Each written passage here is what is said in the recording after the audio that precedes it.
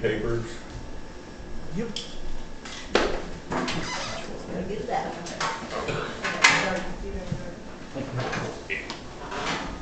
I got one. All right, let's read 34 to the end.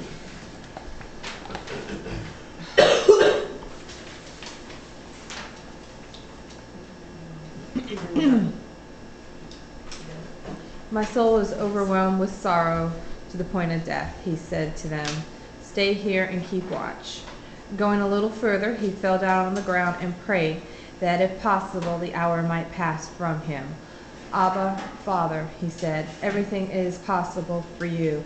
Take this cup from me, yet not what I will, but what you will. Then he returned to his disciples and found them sleeping. Simon, he said to Peter, are you asleep? Could you not keep watch for 1 hour? Watch and pray so that you will not fall into temptation. The spirit is willing, but the body is weak. Once more he went away and prayed the same thing. When he came back again, he found them sleeping. Because their eyes were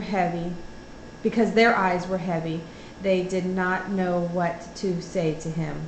Returning for the third time, he said to them, are you still sleeping and resting? Enough. The hour has come. Look, the Son of Man is betrayed into the hands of sinners. Rise, let's go. Here comes my betrayer. Okay. All right. He took 3 people to watch with him.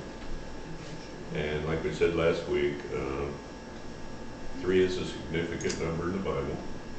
It's used often. In Proverbs we find if a man walks alone, he can be overtaken. But if he walks with 2 or 3 other friends, then they cannot easily be subdued. And here Jesus takes 3 of his friends to help him and support him and watch with him and face this hour of trial he's going to have. All right. What's going on in 34 through 36? My soul is overwhelmed with sorrow to the point of death, he said. Stay here and keep watching.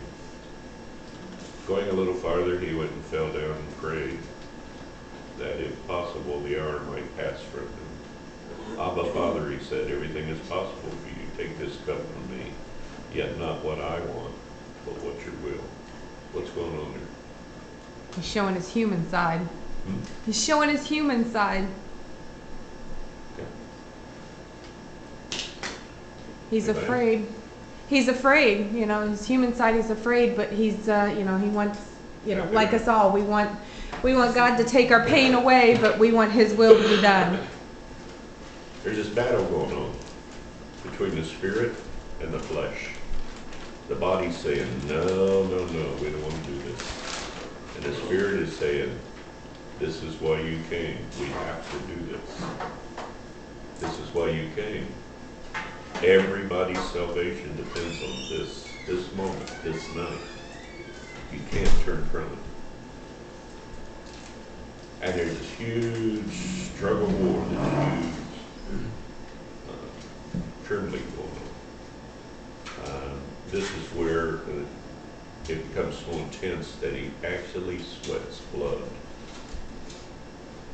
The tension is so great, and the turmoil within him, the battle within him is so great that his muscles contract to the point that everything is so tight that it actually pushes blood out of the capillaries into the surface of the skin. And it has happened often throughout history, especially in fierce battles. Very often men will take a shower and blood will flow from their skin because of the tension and the fear and the tension of the situation. So you got this battle going on. Who's going to win? Is Satan going to win, or is God the Father going to win? What does Abba mean? Papa. Hmm? Papa. Papa, Daddy. It's a very intimate term. It's like a little kid goes 3-year-old kid sitting on his daddy's lap and calling him Papa or calling him Daddy. He's begging in the most intimate kind of a way. He's not the prophet anymore. He's not the savior walking down the street in command. He's on his knees before his father, begging, and fighting this struggle that had to be fought. You know, I used to think Jesus was God, and so pain to him wasn't like pain to us. But then I came to realize that I was wrong, because our bodies will cut off pain after a while. We'll go into a coma, or we'll go into shock, and the body is turning off the reality of it in order to be able to cope with it. Jesus was not only the perfect God, but he was the perfect man. And I don't believe on the cross his body ever shut down. He felt every nail, he did not go into shock. His pain was real, and it was real to the end. The Bible says he bore our pain. He bore our sins. It says that he was afflicted by, in Isaiah 53, it says, where we were healed by his stripes on the cross. He not only died on the cross of being crucified, he died on the cross of tuberculosis and cancer and everything. He conquered every sickness. He conquered every temptation. He conquered everything that there was to conquer for us. And he conquered it as a man, feeling every stroke, every strike. Yes, he was God in the spirit, but in the man, that perfect body suffered like no man would ever suffer on the face of this earth again. And he did it so that my pain could be relieved, so that my daughter could be healed, so that I could have victory in every aspect of my life if I would choose to accept it. Do we choose to accept it every time?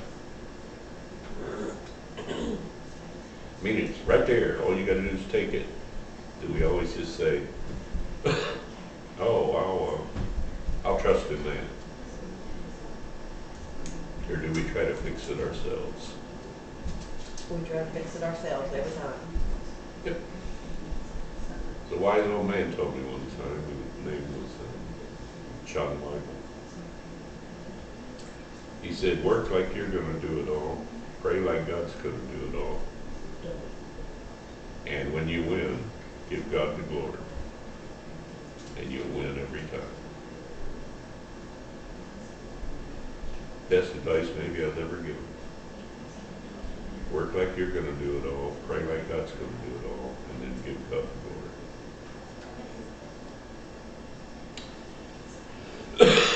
Who is a betrayer? What does betrayer mean?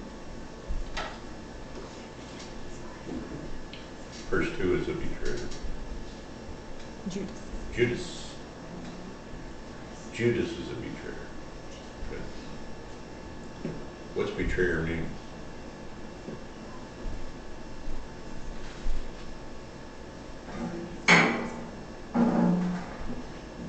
It's a very harsh word in the Greek. It's not a casual word. It's traitor. It's treason. It is turning your back on a trust you've been given and going over to the other side.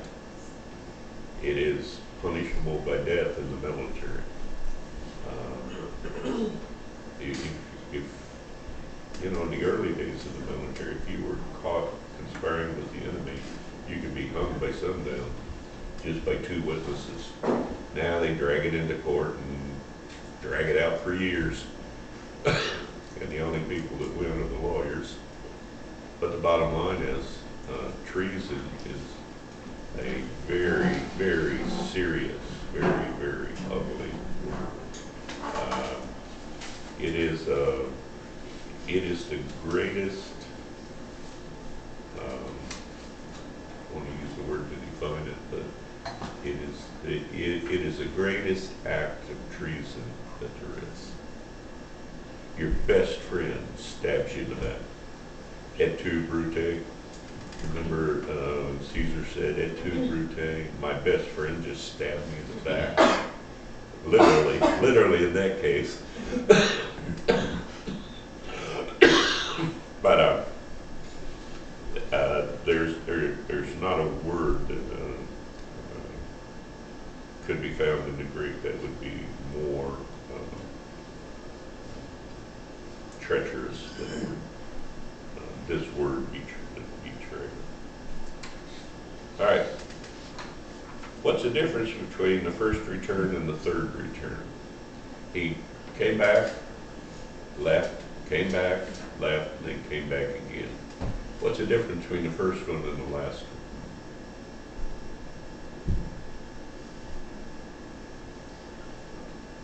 First one, he's yelling, well, not really yelling, he's saying, why, can't you just stay awake, just with me, stay with me, comfort me, be with me. Mm-hmm. And the then, third one? and the third one, he's like, all right, it's time to go, and it's, First time he's coming back and he's disappointed and he's weak and he's pleading and he has literally sweated blood. This battle within him, this whole thing. And then comes back the third time and it's like, well, let's get on with it. What happened?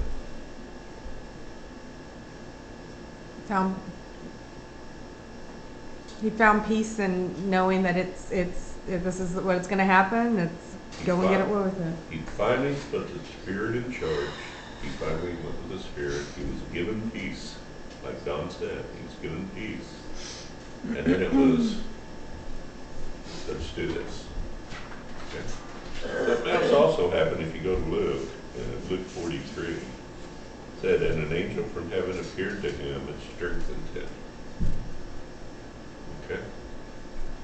And an angel from heaven appeared to him and strengthened him. What's that tell you about God the Father?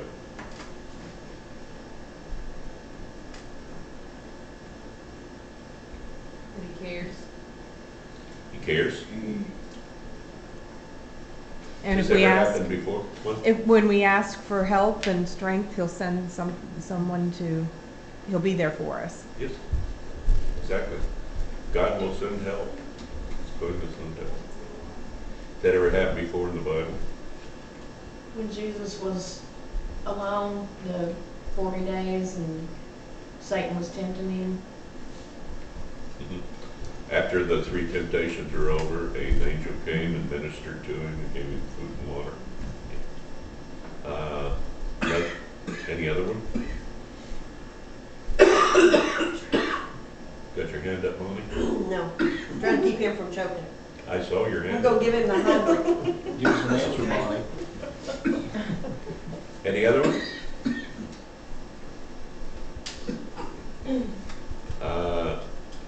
Remember when Abraham sent his concubine away with the young child Ishmael? And she was going through the desert and ran out of water and ran out of food, and an angel came and ministered to her. Elijah, after Jezebel told him that she was going to feed him to the dogs, went out into the desert, sat down underneath a tree and said, oh God, just kill me. Jonah. Huh? Jonah. Jonah.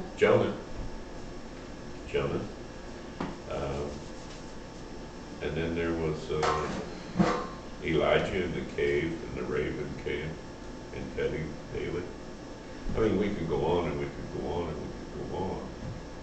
And we should take heart from that, because not only did God the Father hear his cry, he sent an angel to minister to him, to strengthen him, to encourage him, and to help him through this. It tells us, I think in Luke, that 10,000 angels were standing watch over this. And at any point he could have said enough. They would have came to his rescue. But then we would have been lost. He loved us enough to go through with it. 3 days in hell, so we wouldn't have to spend a minute there. That purgatory thing, not in there. Jesus' sacrifice was enough to account for my sins. I don't have to work my way through anything. Sometimes I think that's not fair, but it is the way it is, and we need to appreciate it, acknowledge it, and live like we're sin-free. Live like God has set us free. That's how we need to do it. All right. Number 9. What is the test of true obedience?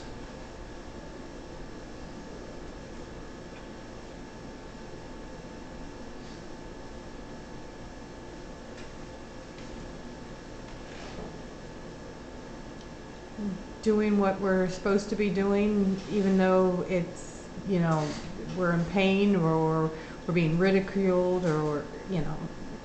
Okay, good answer. Good answer. If I'm,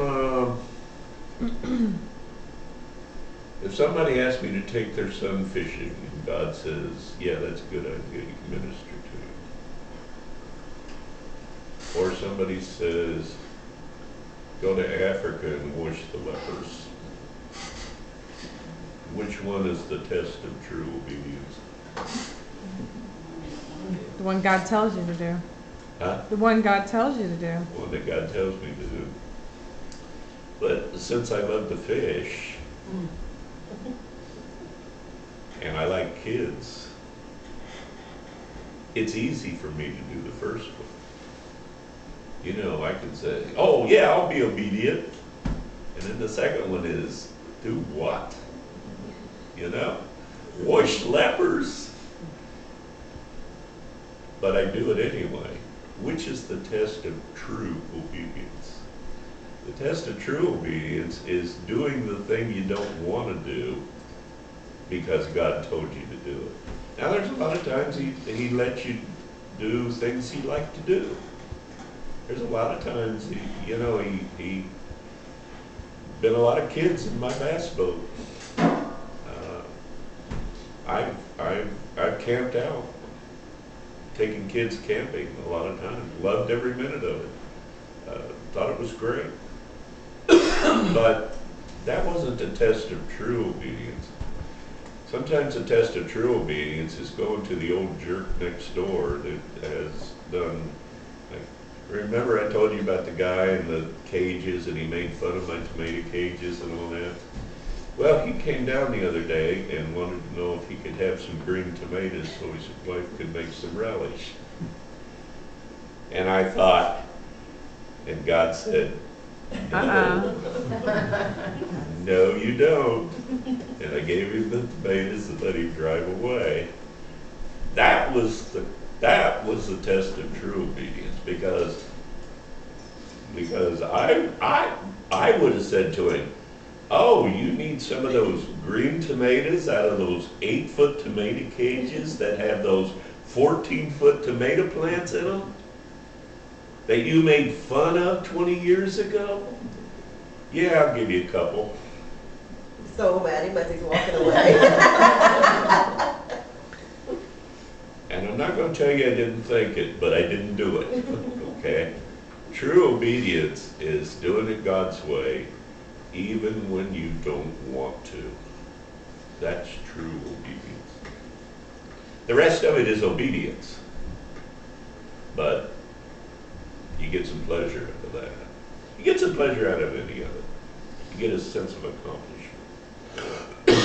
But true obedience is when you're sacrificing something in order to get it done. What if they were soldiers?